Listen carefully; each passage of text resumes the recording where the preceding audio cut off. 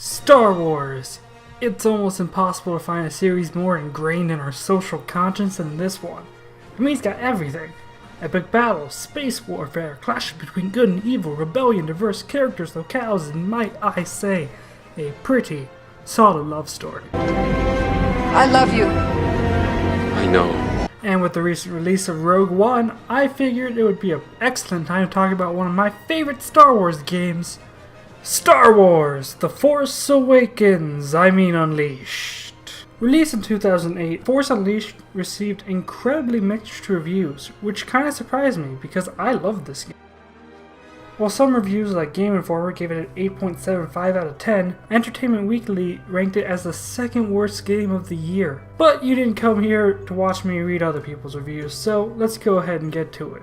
But one last thing before we jump in, this game has a whole lot of different versions across platforms and some of them are wildly different, so for the sake of this video I'm going to be playing the Wii version for reasons I'll go into in a bit.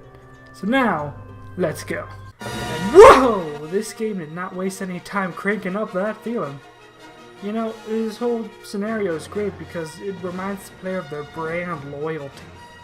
I mean, if this wasn't here, I would have no idea I was playing a Star Wars game. So to shorten up the massive Star Wars text wall, this game takes place between episodes 3 and 4. And Darth Vader's been sent to hunt down a rogue Jedi who escaped the Purge. Vader's ship lands on the Wookiee planet of Kashyyyk, and the game starts. And right off the bat, I enjoy what this game is offering. This whole first segment gives you a really amazing feeling for how strong Darth Vader really is. For one thing, this is the first level, so none of the enemies are particularly difficult. Most of them don't even have blasters and just run up to you with metal blades strapped to their wrists.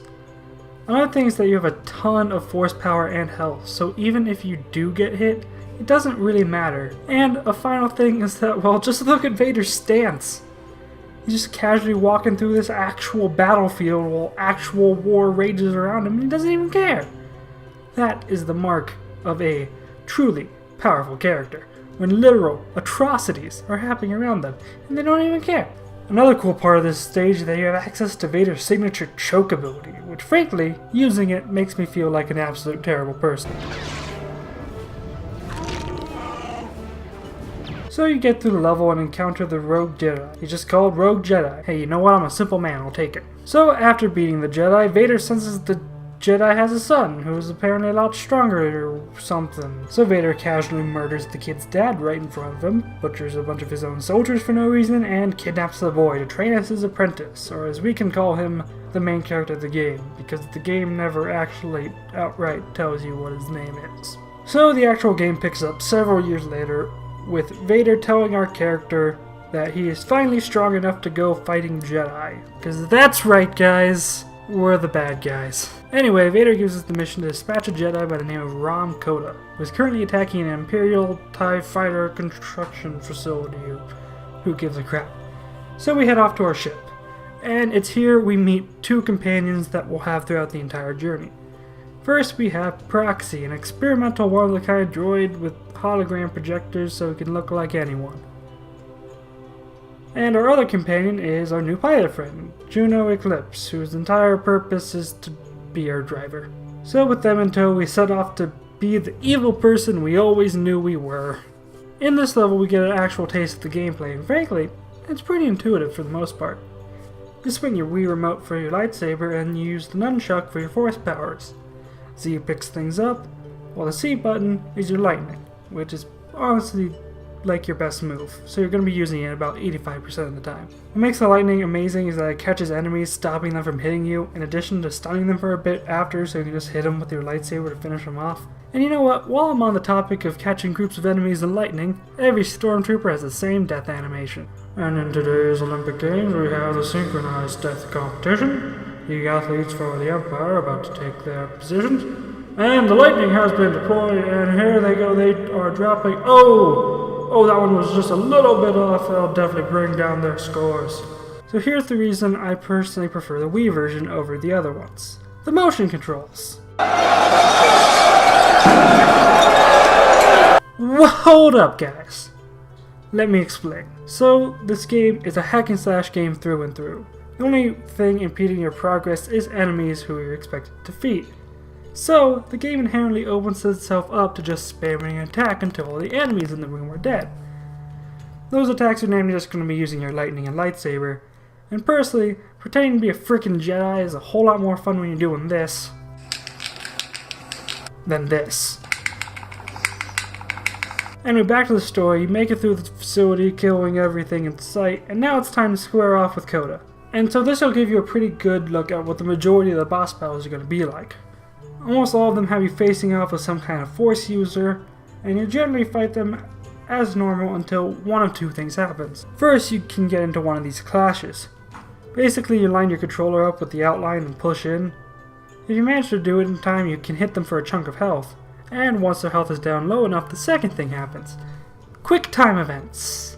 I know most people are against them, but from a developer's standpoint, a quick time event can be a handy tool to make the game more fun, as long as you can do it right. See, you want your player to feel awesome, like a Jedi, so you want them to be able to do cool Jedi stuff like this. But if your player can do stuff like this, that makes fighting enemies like this not fun. So you set a situation in which your player has to do something swiftly and precisely to give the feeling of intensity, and most of the boss battles will end with this kind of a quick time event, where you wave either your nunchuck or remote as it appears on the screen, while this frankly pretty awesome cutscene plays. So you beat Coda, he gives you a cryptic message of your future, and you return to Vader. You're then instructed to go to the Jedi Temple on Coruscant to continue your training. So while there, you encounter Darth Desolace, which is kind of weird, but apparently this is just like a manifestation of the Force for the Jedi trials or something. I mean, it's all explained if you really feel the need to read the extra flavor text, which is something you can do. And this is basically the formula for the first several levels of the game. Vader tells you to kill a Jedi, you do that. Vader tells you to go to the Jedi Temple, you kill a manifestation of the Force, rinse, repeat. In between levels though, you get to experience one of my favorite minor details about this game, the Rogue Shadow. The Shadow is your ship, and it also serves as your level hub throughout the game. Here you can customize your lightsaber, change costumes, upgrade force powers, and input cheat codes. Now, I don't normally advocate using them in most contexts, but there's one really fun cheat code that I like to use. If you input Grand Moff into the cheat code menu, it unlocks all the alternate costumes for your character, mostly the main character in a different suit, but you can also play as various popular characters from Star Wars, like Luke Skywalker, Count Dooku, Liam Neeson, Lando Calrissian, and Admiral Akbar. It's a trap! In addition to the customization and cheat codes, the Rogue Shadow also has access to the data bank, which I mentioned before. It provides background information for all different kinds of characters, weapons, ships, etc. While it's not a major part of the game, it is nice to read up on some background information about the Star Wars universe. For instance, it's only here you can learn the only name the game gives your character, which is Starkiller, which for you Star Wars aficionados is the name of the giant death weapon from Episode 7, and for you Super Star Wars fans, it's also the name that was preemptively going to be given to Luke before Lucas changed it to Skywalker. And once again returning to the story, after defeating the third Jedi Master, Shaak Ti, the story starts to take a pretty interesting turn. Starkiller goes to meet up with Vader so you can take out the Emperor together, but Vader stabs you in the back. Quite literally. It's at this point I realize maybe Vader isn't my friend. So after that clear and obvious betrayal, Vader revives us and says, "Ha ha ha ha ha, it was all a joke." So now the Emperor thought Starkiller was dead, so Starkiller could act more discreetly or something. And I was like, yeah, well, I just died, you jerk. But apparently that is not what Starkiller thought, because he just accepts it. Vader's plan is to gather the Empire's enemies together as a united resistance. Or may I say, a rebellion. This is a rebellion, isn't it? I rebel. That's right, boys and girls, we're starting the Rebel Alliance. I'm not joking. Everything we do from this point on is directly in the spirit of starting the actual Rebel Alliance from the movies. So for the sake of time, I'm going to give you the SparkNotes version of the story. Is SparkNotes the one people use now? What do people use to copy and paste English essays from? First, you rescue Coda, who survived your encounter, just so he can teach you how to fight the Empire. But he's a drunken blind bum who says things like this. I was beginning to worry that you died in your sleep. I'm starting to wish that I had. Coda sets up various meetings and gatherings with certain important characters so we can set up our rebellion. including Princess Leia herself, as well as her father Bail Organa, played by actor Jimmy Smits, who played the character in the movie, if you believe it or not. Anyway, you take a few pot shots at some Imperial targets, and next thing you know, you've got a full-scale rebellion on your hands. But uh-oh, Vader's here to crash your party. I mean, it's not like we had any reason to ever doubt that Vader is 100% on board with starting a rebellion against Emperor Palpatine. So Vader captures the rebels and is about to kill you when... Holy crap, is that Obi-Wan? No, it's not Obi-Wan. Proxy, disguised as Obi-Wan. Anyhow, Proxy's noble sacrifice allows us to escape, and Starkiller gets a force vision of where the rebels are. Apparently it's a giant space station. Sound familiar?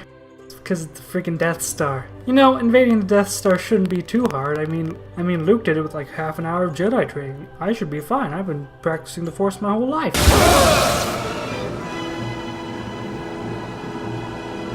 Seriously, this level is incredibly difficult. Around every turn there's an entire battalion of troopers all wanting your head. But we can also get some important information, like what happens if a person gets hit directly by a Death Star laser. They die. So this level leads up to an epic confrontation with Darth Vader himself. Frankly, it's a pretty incredible battle. Adding to the intensity is the fact that as the battle continues, Vader's armor gets torn apart and knackered, and at one point you can see his gross burnt face. But once you defeat Vader, you burst into the Emperor's chamber where, after some cutscene, you're given a choice. You can A, kill Vader and join the Emperor, or B, save Coda and fight the Emperor.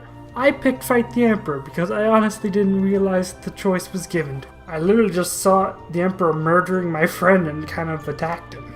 So if you do what I did, I guess you have to fight the Emperor. Holy crap, did this battle take a while. Stubborn old man just won't frickin' die. Once you beat him though, you have him at your feet and you could kill him, but Coda says, He's beaten. Let it go. Look, Coda, buddy, I get what you're trying to do. You're trying to take the moral high ground. I understand.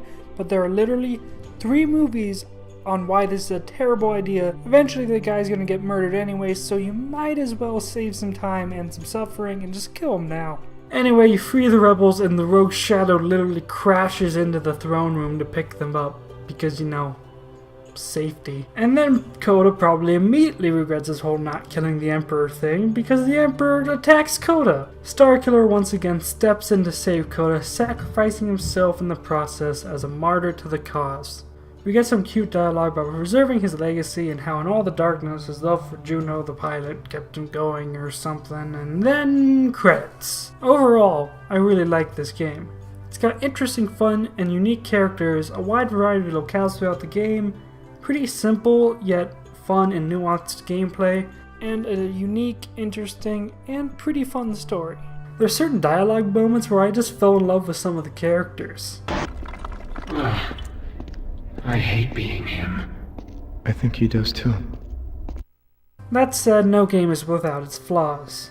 The camera can make following the gameplay difficult on occasion, especially in large fights with a large number of enemies in a relatively small area.